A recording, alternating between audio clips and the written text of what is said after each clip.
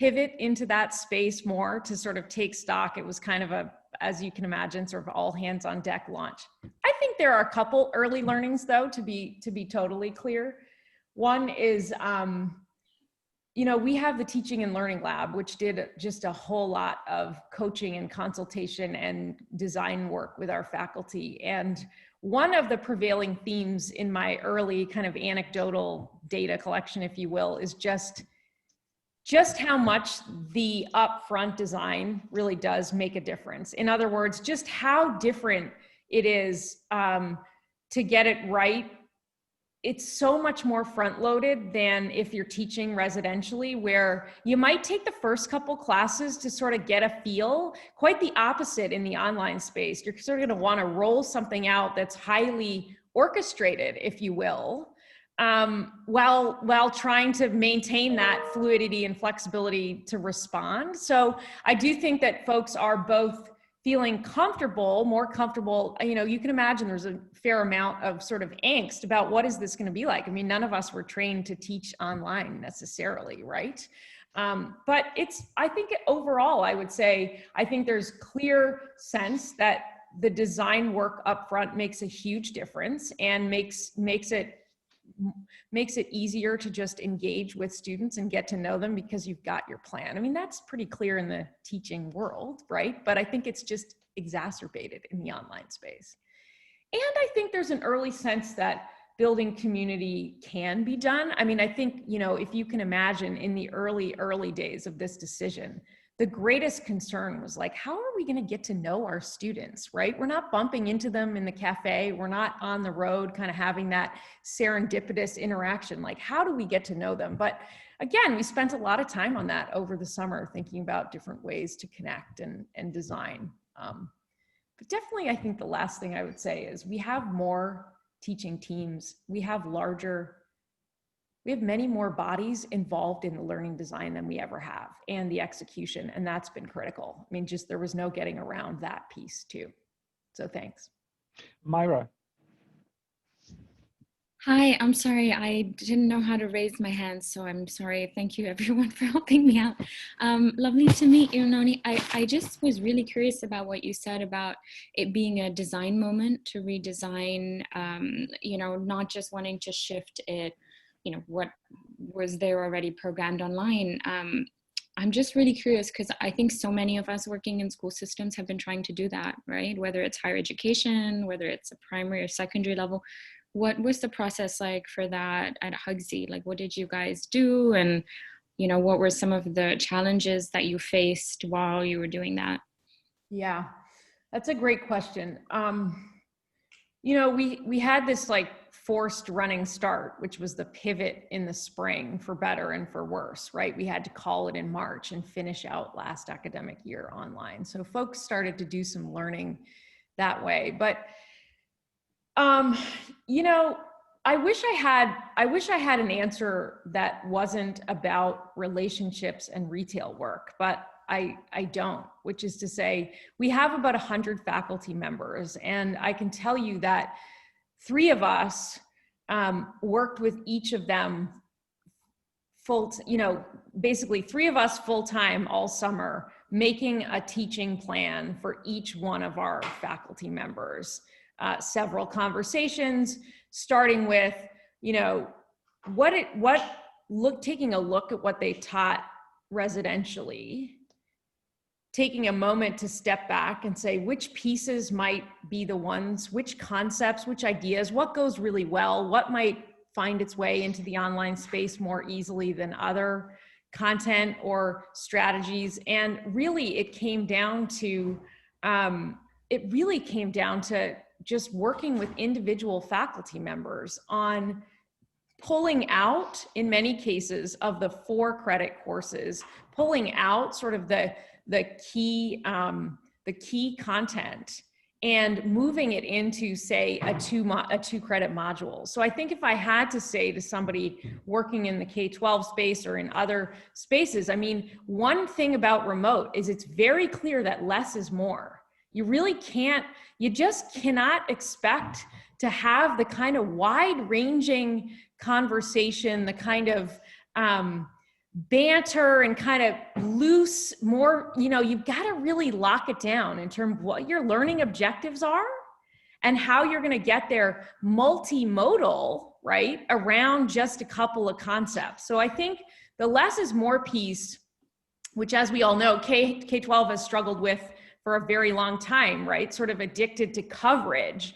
The less is more is even more important in the online space. And you've got to be really disciplined about what it is that you want to teach and what you just aren't going to have time for and is going to be distracting or detracting from the goals. So, we ended up working individually with faculty and thinking hard about pieces and strengths and sort of matching to the context. Blake.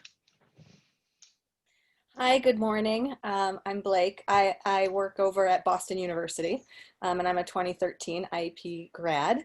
And I've been working kind of the ed tech space since graduation as well. So my question is more about the future of what you're seeing. So, what are you most excited about that might continue with HGSE as far as bringing in more remote virtual distance learning, whether it's for faculty, staff, or for your students? Yeah, that's a great question. I think there's lots of ways to think about this, Blake. And it's certainly early days where, we're sufficiently humble. We need to really see how this goes. This was obviously in response to a crisis, but obviously let's not also waste a crisis, right? Let's drive some opportunity. I mean, the first thing I can be completely clear about is we are totally committed to thinking about the ways in which we have opened up access to HGSE without having to move to 02138, right? That in and of itself is a huge barrier in many ways. Folks who are deeply anchored in their full-time careers but would like to join us, we saw them in spades in our summer round of admissions looking for online part-time. So, I think we will continue to push on ways that we can expand Appian Way, access to Appian Way in virtual terms. I think the other piece that we've started to think hard about is an even more blended sort of, and I don't say this in terms of policy or anything, but more just batting around the idea that we may be able to do a little bit more of both. Are there students who are going to be this is just riffing, but are there students who are going to be on campus in the summers and then online in the academic year? Are there going to be some faculty who are more committed to teaching online and really love it, and therefore through our programs in professional ed teach a large course a couple times a year? I don't know, but the notion of access and expanding access continues to be precisely where we're sitting. As long as we feel like we've innovated and we're at a level that is sufficient. So let's see. Liana. Hi, and hi, Nonie. I'm a 2003 graduate of IEP. I'm currently the Director of Education at USAID. I'm a Foreign Service Officer with USAID. And, when I think through my career in the past, gosh, has it been 17 or 18 years since I was at HGSE, I think so much of what was important from that experience was the community that was built between students on campus, who actually become a very important network for me in my work. Every place I go, every time I transfer as a Foreign Service Officer, I run into other HGSE graduates, IEP graduates. Fernando is actually the master networker who keeps us together quite a bit. But I'm just wondering if you've thought about ways that you can build that community between students. So much of learning took place at the Starbucks around the corner with other students or working together. So I'd just be curious to hear what your thoughts are on trying to foster that type of community in a virtual world. Thank you.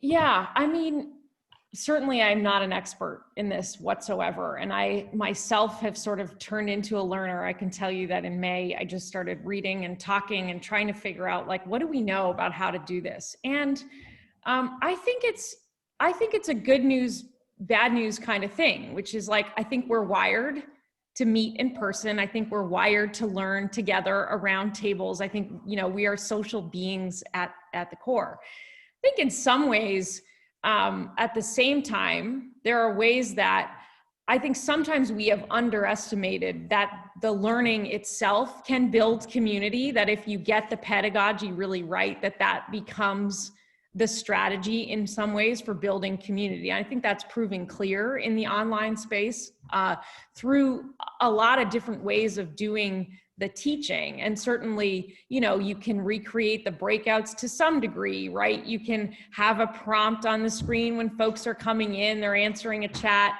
you know, they're in the chat answering a prompt, they're talking to one another. We also invested in a platform, the Hub, which some of you who are current students, you know, as a strategy to have a virtual space for community building.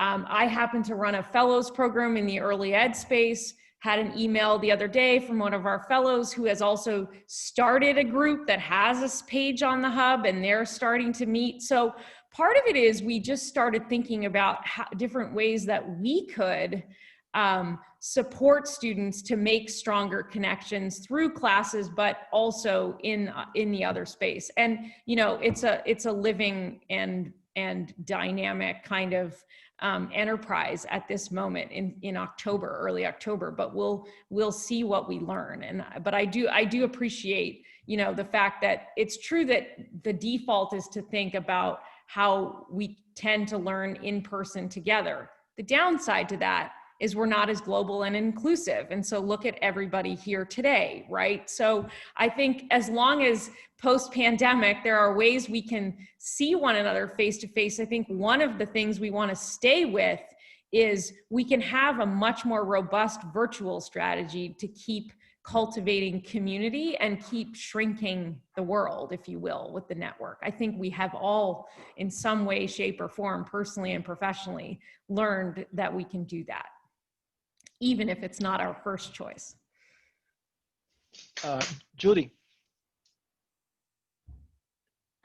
Hi, thank you very much for organizing this event, and Nonie for sharing all this. So I'm a former student, IEP 2019, and I have been living in Boston for the last 2 years, but due to COVID-19, I'm in Barcelona right now. And I was wondering if you have considered having a mentor for all the students who are starting this new master, because it's just one year and time flies, it's extremely short. And maybe I'm very biased with this because I'm working at Mentor Collective, and we have seen the impact of having a mentor for graduate students, undergraduate students. And for example, at HGSE, we have a lot of international students. I was coming from Spain, so at the beginning it was a shock. It's a completely different culture, different traditions, different language, etc. So having a mentor really helped me. I was extremely lucky to have a really cool mentor from Harvard. She was an alumni. But not all of my peers had an opportunity to have a mentor because there were not enough mentors for all of us. So is this something that you have considered due to the current situation, just to empower and building new relationships? Thank you. You know, I'm going to answer this incompletely because I'm not sure where this stands, but I know there was some effort to try to think about zip code where people were in the current class, but also vis-a-vis the alumni. And I'm not sure where that stands, but certainly we're always to some degree in this conversation. I think to your point, I think there's two things to consider. One is once you commit, you got to commit to everybody and get it really right. And that's a very hard thing to do at scale, right? The second is, as you all may know, there's a strong literature on sort of some of the disappointment associated with mentoring, or this notion of a mentor. So we got to think hard about the space where we're not over-promising and over-orchestrating matching, but we're also not shirking what you're saying, Judith, which is it's nice to have a touch point, and it's not necessarily a colleague or a staff member at GSE. So thank you. No, thank you. Are there other questions? It's very helpful, Nonie. Anytime. Eva. Hi, thank you so much. Nonie, just thank you so much for sharing this morning. I was wondering, so I know you've mentioned how HGSE has been able to kind of open up very international and across different geographies. I was wondering how the program has also become more inclusive across like different identifiers, or like, for example, socioeconomic status. Yeah. Because the fascinating thing about, I guess, this platform and like how we're learning now is kind of having a peek more intimately into different lives, like just by, you know, the backgrounds that we see, like literally the backgrounds that we see. But, you know, again, this maybe relates to wanting to create more of the relationships, because while we can visually see on screen where people might be coming from, there's not the conversation, right? And so we're kind of missing out on just really valuable parts of people's lives, perhaps because, you know, we need a channel maybe to build those conversations. Yeah, you know, this is our most diverse class ever on many markers, different identities, and including first generation college in my family and regionally in the US. You know, we historically have not served the middle nearly as much as we have served the coast, for example. So you're right.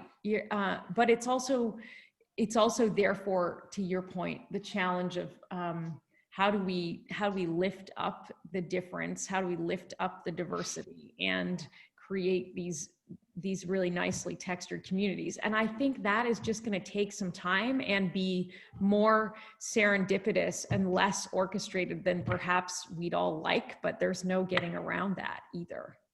Yeah. We have time for a couple of additional questions. Heather. This time I'll unmute myself. Yeah, I wondered, that's very interesting that, of course, the class is very much more diverse than usual, and very interesting that also means that they are often continuing to do the work in the places where they are living, rather than putting everything down and moving to Cambridge. But we still remember that the practical orientation, the focus on having an internship, was very important, at least during my time there in 2010. So I wonder how you're thinking about that differently. And I wonder if maybe sometimes it's not maybe a full internship with an organization, but looking for projects, for practical things that people can get engaged in with different organizations, or just what the approach is to that, or maybe it's not as much of a focus if everybody is also working full-time in addition to studying. Thanks. Yeah, that's a great point. Let me say a couple things. First, 2/3 of our students are full-time students at this moment, so we haven't tipped it. You know, it's not fundamentally. We've always had some part-time students. We just have more of them this year. Second, we did move the field experience to a virtual strategy. And speaking of our alumni network, we worked really hard over the summer to mine partnerships and opportunities. And Keith Collar, who some of you may have met along the way, who's at the Ed School, is overseeing that new strategy for field experience placements that are virtual. We have also, in our design work over the summer, spent a lot of time with faculty thinking more, to your point, about the project-based learning, the simulations, the vignettes that can come into the online space, but also the way in which we can get more folks from the field to join classes for a brief moment in time. Read a case about somebody, did a simulation, oh, that person can easily just zoom in and talk with our students. So there's a blending of the practice and the teaching that is usually also prohibitive, which is to say schedules and travel. And, you know, you would never just pop into a class for 20 or 30 minutes, but you would on Zoom. So we've been trying to think about it in a number of ways, through the course design, through a virtual strategy for field experience, and through just more connections to the field through classes. Yeah. Patricia, you get to ask the last question. Thanks, Professor Reimers. Rather than a question, is just maybe a couple of comments. I mean, for those of the alumni that are here, because I think that we, the new cohort, are kind of responsible of what we have to build and forward. I mean, the thing is, after 100 years of HGSE and what they have built, which it has been an amazing community. I think that we have to be kind of responsible of writing the history of the first time in which HGSE went online. And so I think that you have here like a great generation cohort that is, we are trying to get more engaged and doing our best. And we are, I think we have been, I mean, from my perspective, I felt so caring, like everyone has been like there, and there are a lot of support and resources. So I think that I want the alumni that are here to know that. I mean, really the professors, the faculty have done a great job to make the best effort to put us online, like from different parts of the world. So it has been like quite a challenge, and I have to acknowledge that. I feel that I have to tell you that. But the other thing is, yeah, I mean, just maybe this idea of let's try to write a different part of the story of what we're living. So yeah, I mean, although we don't know if we're gonna be able to meet maybe next year or maybe in a couple of years, we don't know that. I think that we have to be responsible of what the message as HGSE we're sending to the world. And this has to be like education has from now on be more flexible than ever.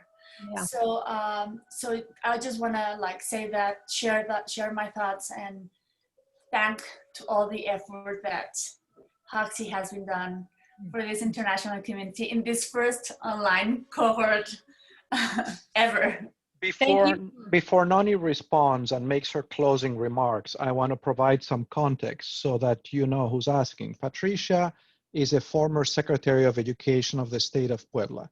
And if you had read her letters and had seen how people talk about her as the youngest secretary to serve in the Council of Secretaries in Mexico, you would be as impressed as I am. And she had wanted to come to the IEP for many years, but it was not possible given her occupations. And when this happened, when you talk about a more diverse class, this is what you're talking about. Anyway, over to you. Amazing. Welcome. Nice to meet you. I couldn't agree with you more. I mean, I think, but first, gratitude to all of you for sticking with us. It's an experiment. It's trailblazing. We said we would give it our very best shot, right? And hopefully we are, but we all went into this a bit of a leap of faith on all sides, right? Not a leap of faith on mission or commitment or eye on the prize in terms of trying to reconcile inequities and trying to get to a better educational outcome for way too many students who need way too much more than they're getting.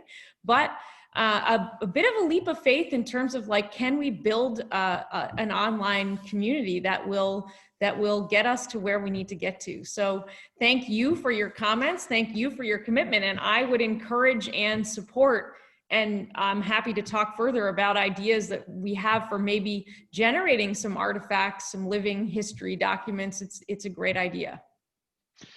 Nonie, let me just thank you very much for making time for us this morning to be with us. It's a Saturday. I know how many different things you're juggling, including young children. And so I really especially appreciate it. But I also appreciate your openness to the moment as a leader of this institution and the leap of faith to understand that, not every school did what the school did, in understanding that we had an obligation to our own mission to do the very best we could.